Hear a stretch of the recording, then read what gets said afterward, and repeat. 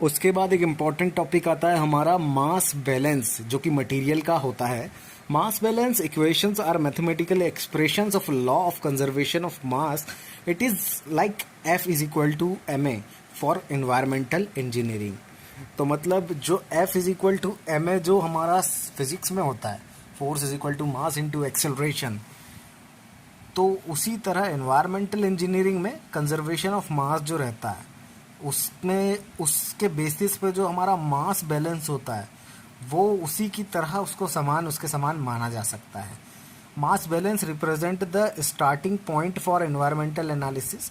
तो ये जो किसी भी एनवायरमेंटल एनालिसिस का पहला स्टार्टिंग पॉइंट होता है mass balance, allowing us to keep track of any material as it moves through and और it transformed in the environment. तो कोई भी मटेरियल जब किसी भी मतलब हमारे इन्वायरमेंट से में मूव होता है और उसमें ट्रांसफॉर्म होता है, तो उसका ट्रैक रखने के लिए हम लोग मास बैलेंस का उपयोग करते हैं।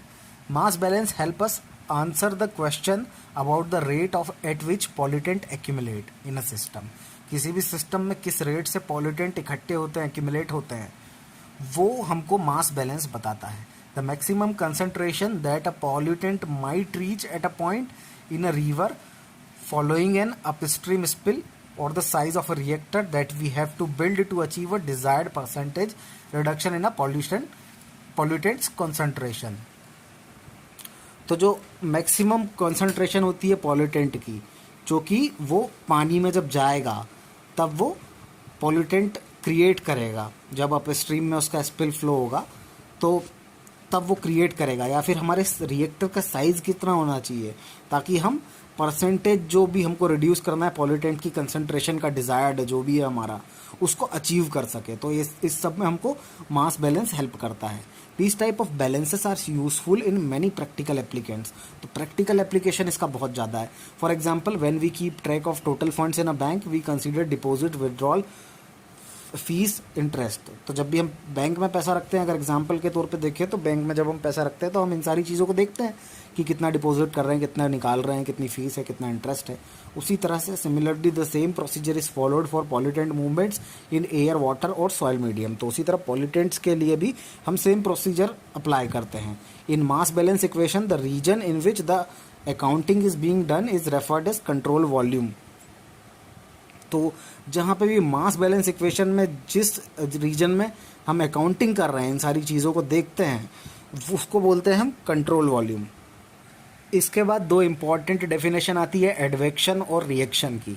तो एडवेक्शन क्या होता है, जो कंट्रोल वॉल्यूम है उसमें एंट्री और उसके एग्जिट को एडवेक्शन बोलते हैं, और रिएक्शन में क्या होता है, आइडेंटिटी ही चेंज हो जाती है। In general these mass balances will have terms that account for advection of the pollutants, entry into और exit into CV, and the reaction of the pollutant while it is in the CV. तो जब हम mass balance देखते हैं तो इस चीज़ का ध्यान रखते हैं कि एडवेक्शन कैसा है पॉल्यूटेंट्स का और रिएक्शन कैसा है पॉल्यूटेंट का। तो एडवेक्शन क्या होता है, एंट्री इनटू एग्जिट और exit from CV control volume से, और उसके बाद रिएक्शन का क्या मतलब होता है, changing its identity when it is in the CV.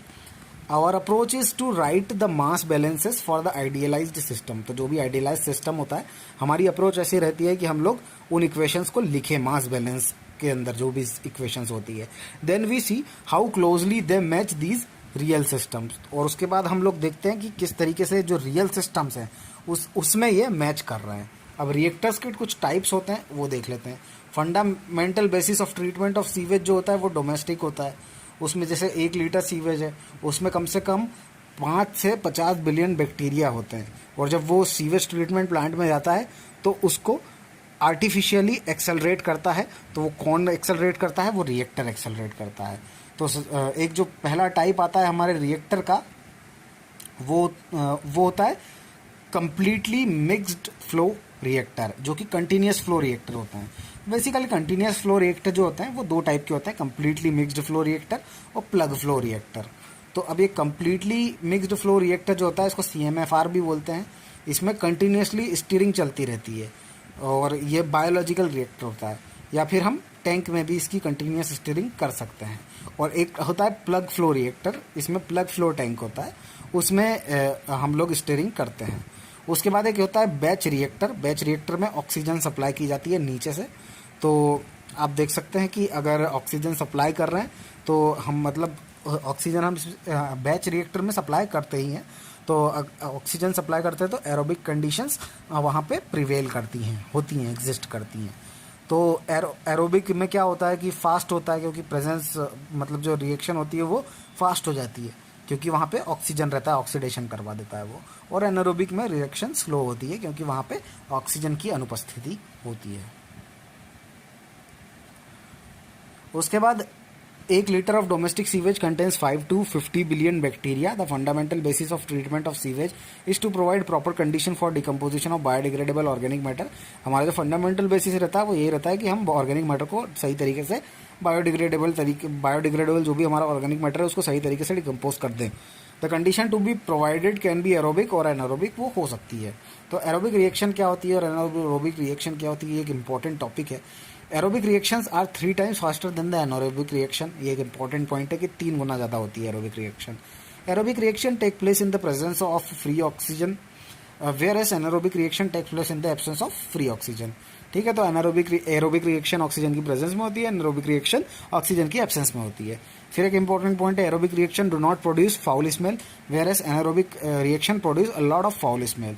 तो एरोबिक रिएक्शन जो होती है वो उसमें से गंदी बदबू, फाउल स्मेल नहीं आती है, और एनारोबिक रिएक्शन में से बहुत ही गंदी बदबू आती है। उसके बाद जो नेक्स्ट डिफरेंस है एरोबिक और नॉन एनारोबिक में, वो है aerobic reaction do not promote vector attraction, whereas anaerobic reaction promote vector attraction. तो वेक्टर मतलब जो कीड़े मकोड़े जो डेवलप हो जाते हैं, वो अट्रैक्शन जो रहता है वो एरोबिक रिएक्शन में नहीं होता है।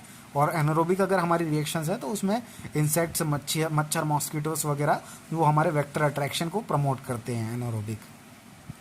उसके बाद some treatment units are designed aerobically and some are designed as anaerobically. कुछ ट्रीटमेंट यूनिट्स को एरोबिकली डिजाइन किया जाता है, कुछ ट्रीटमेंट यूनिट को एनारोबिकली डिजाइन किया जाता है।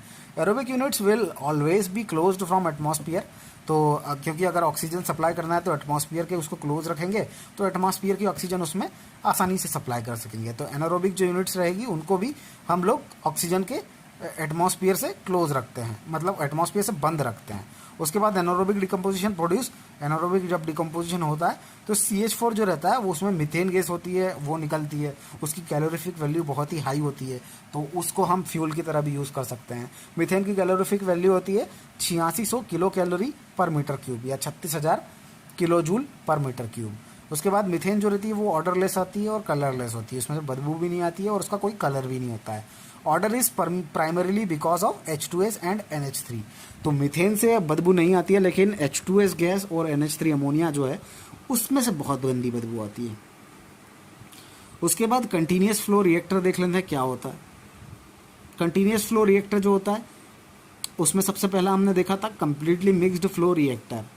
इन such reactor mixing is done intensely such that there is no variation anywhere in the system.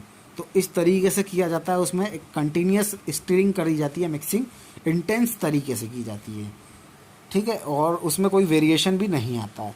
उसके बाद जो प्लग फ्लो रिएक्टर होता है, कुछ रिएक्टर्स ऐसे होते हैं जिनमें कि मिक्सिंग की ज़रूरत नहीं पड़ती है, whatsoever water flows from one end to other without any mixing. तो उसमें इन प्लग फ्लो में क्या होता है, मिक्सिंग की ज़रूरत नहीं पड़ती है ना।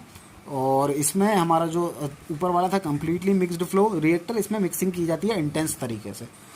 और प्लग फ्लो रिएक्टर में हमको मिक्सिंग की ज़रूरत नहीं पड़ती है, वाटर फ्लोज फ्रॉम इसमें, क्योंकि इसमें पानी जो रहता है वो एक एंड से दूसरे एंड पे अपने आप फ्लो करता है। अब CMFR और PFR मतलब कि कंप्लीटली मिक्स्ड फ्लो रिएक्टर और प्लग फ्लो रिएक्टर में क्या डिफरेंस है। ये दोनों बहुत कॉमन तरीके के रिएक्टर्स हैं जो कि सीवेज ट्रीटमेंट में यूज़ किए जाते हैं।